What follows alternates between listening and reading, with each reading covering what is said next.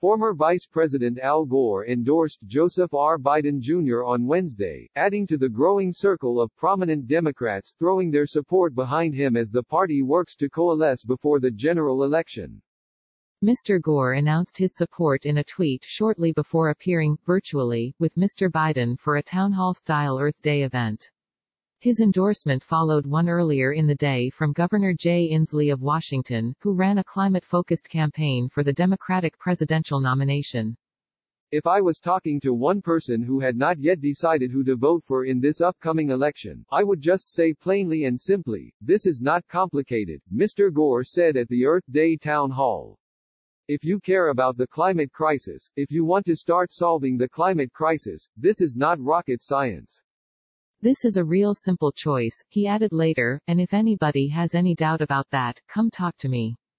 Mr. Gore served as vice president under Bill Clinton and was the Democratic presidential nominee in 2000.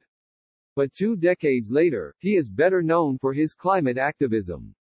As vice president, he helped craft the Kyoto Protocol, which President George W. Bush abandoned in 2001, just as President Trump abandoned its successor, the Paris Agreement, in 2017.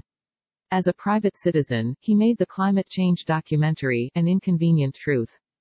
Mr. Gore comes from a very different Democratic Party than the one that exists today, and served in an administration whose policies many Democrats, especially younger ones, now explicitly reject. But in an election in which voters have described climate change as one of the most important issues, his voice could be influential. During Wednesday's event, he made an explicit pitch to young voters, who largely supported Senator Bernie Sanders of Vermont in the Democratic primary.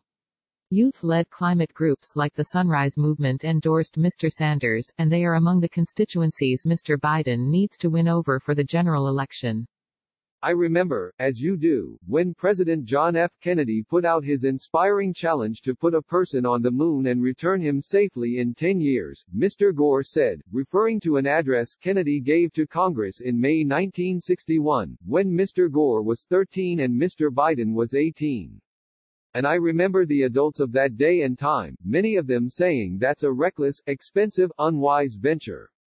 But when Apollo 11 landed on the moon 8 years later, he continued, the average age of the system engineers in NASA's Mission Control Center was 26. That means their average age when they heard that speech was 18, and they changed their lives and they got the knowledge and the learning to be a part of that mission, Mr. Gore said. That's what I feel from the young people in this country today where the climate crisis is concerned. It remains to be seen whether his endorsement will sway the young progressives who voted for Mr. Sanders. What it certainly does is reinforce the central image Mr. Biden's campaign is trying to present, a Democratic Party that has moved on quickly from its hard-fought primary and united around its presumptive nominee in the face of a once-in-a-lifetime threat. Within weeks after he essentially wrapped up the nomination, Mr. Biden has received endorsements from former President Barack Obama, Mr. Sanders and Senator Elizabeth Warren of Massachusetts, another primary opponent. His campaign has unveiled several major endorsements in quick succession as something of a show of force.